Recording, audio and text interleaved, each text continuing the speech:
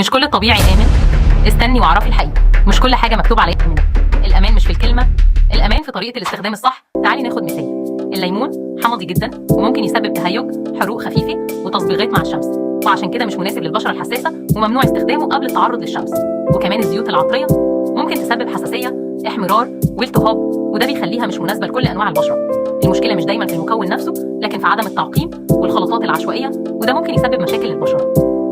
افتكري دايما مش كل طبيعي آمن ومش كل كيميائي وحش. احفظي الفيديو وقولي لي، كنت فاكرة الطبيعي دايما آمن؟